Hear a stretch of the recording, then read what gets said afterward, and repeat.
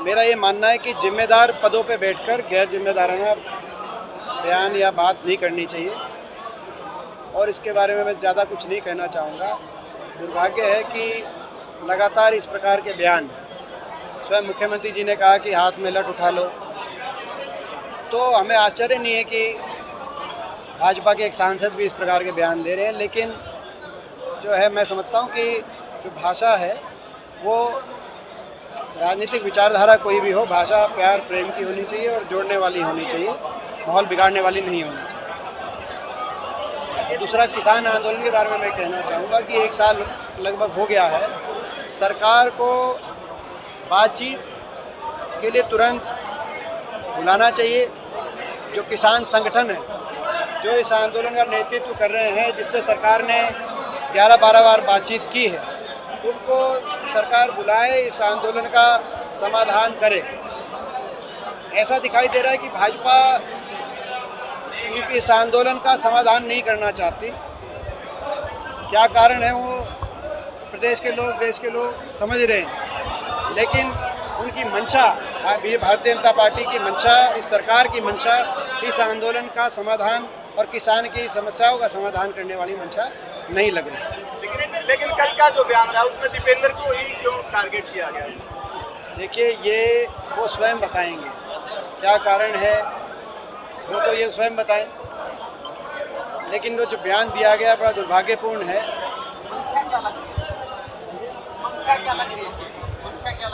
देखिए, मैंने वो बात जो बोली कि भाई लोग इनकी मंशा देख रहे हैं, मेरे को मैं अपने मुंह से क्या मंशा बताऊं? लोग समझ रहे हैं कि इनकी मंशा क्या है। क्या दीपेंद्र से कहीं ना कहीं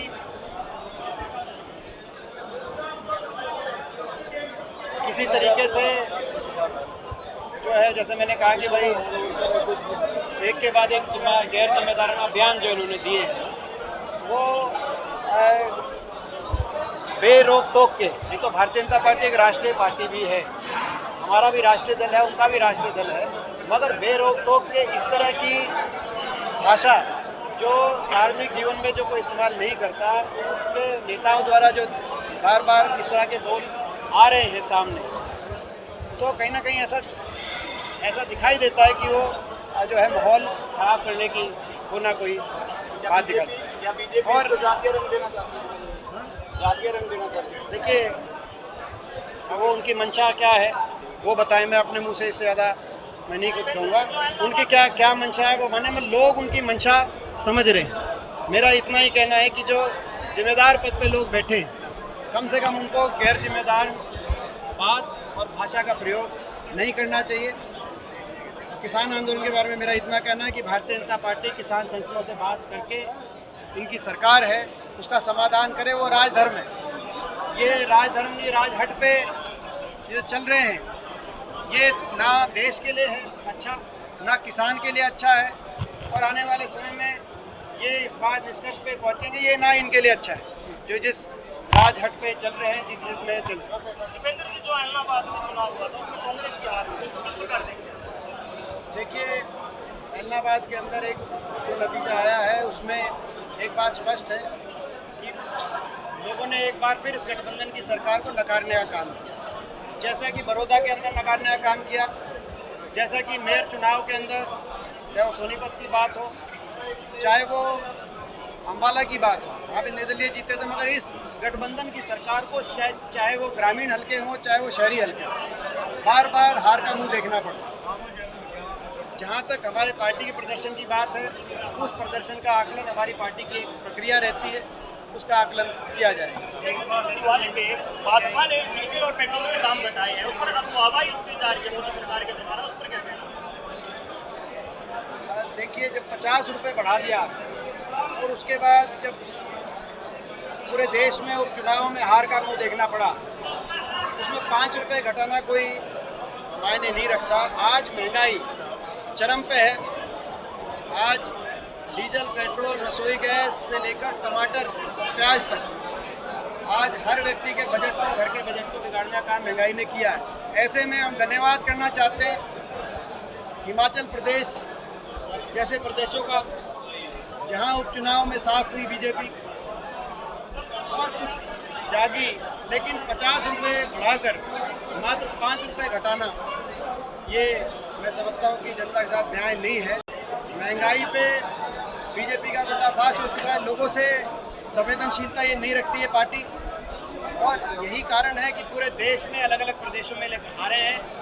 और आने वाला समय में भारतीय जनता पार्टी की सरकार को केंद्र से आप आपके जो कार्यक्रम होने जा रहा है, क्या इसमें दूसरी पार्टी के नेता भी शामिल हो सकते हैं कांग्रेस के अंदर?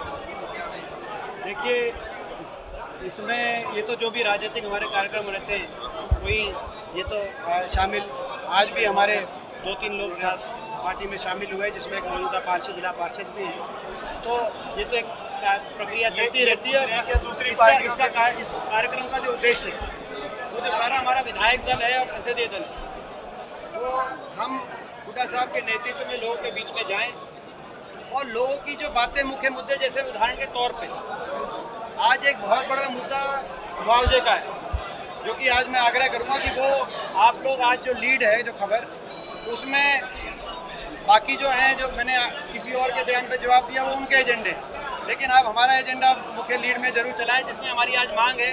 आज हमने कार्यकर्ताओं की बैठक में हम सर्वसम्मति से मांग करते हैं कि बारिश की वजह से, जल भराव की वजह से पूरे जींद जिले में, हरियाणा के भी बहुत जिलों में, लेकिन जींद जिला जिसमें विशेष तौर पे है, जुलाना, सफीदो और जींद के बहुत गांव जिसमें शामिल है, जिसमें न सिर्फ फसल बर्बाद हुई, आगे की बुआई की भी संभावना बहुत गांव में दिखाई नहीं दे रही। ऐसे में गिरदावरी नाम मात्र की हुई है, प्रॉपर गिरदावरी कर पूरा मुआवजा और बढ़ाकर मुआवजा, कम से कम हमारी ये मांग है, जहां 2 फसलें खराब हुई हैं वहाँ 40,000 तक, 50,000 तक मुआवजा देना चाहिए सरकार को, क्योंकि अगर बुआई नहीं होगी तो खरीफ के साथ रबी की फसल भी वहाँ खराब होगी। और इसमें बार बार मांग करने पर भी सरकार कोई ध्यान नहीं दे रही। यही आज जो हमने एक बात कही कि असंवेदनशीलता की सारी सीमाएं सरकार ने लांघ दी हैं, और हर वर्ग पे तो वार हो रहा है, जैसे महंगाई की बात हुई, और किसान पे विशेष तौर पे, चाहे वो डीएपी खाद की बात हो, आपने देखा, चाहे ये जल भराव से व्यापक नुकसान की बात हो, चाहे खरीद के अंदर बाजरा की खरीद में एमएसपी हटाने की बात हो, या धान की खरीद में 25 क्विंटल की कंडीशन लगाने की बात, तो हर बात पे ऐसा दिखाई देता है कि सरकार अपनी स्वयं अपनी जनता के खिलाफ हो चुकी है। केवल जनता ही सरकार के खिलाफ नहीं है, सरकार भी जनता के खिलाफ हो चुकी है, और हर फैसले जन विरोधी ये सरकार ले रही है।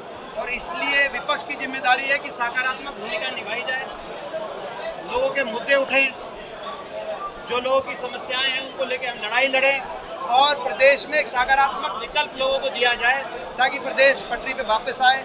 और इसी लक्ष्य के साथ ये विपक्ष आपके समक्ष जो कार्यक्रम है, तो आप लोग, क्योंकि आप लोग भी मेरे बहुत लंबे समय से एक साथी रहे हैं, और जींद के पत्रकार आप लोग जो है, मैं ये कहूँगा कि भाई हम हम क्लासमेट टाइप नहीं, अब मैं मानूंगा, क्योंकि एक साथ हम लोग कई साल, 10-20 साल निकल गए, 10-15 साल, तो आप लोग का बड़ा इसमें सहयोग मिलेगा, क्योंकि हम जनता के इश्यूज़ को उठाने के लिए कर रहे हैं। आप लोग के भी इशू उठाएंगे, जो आप लोग को समस्याएं आ रही हैं वो भी उठाएंगे।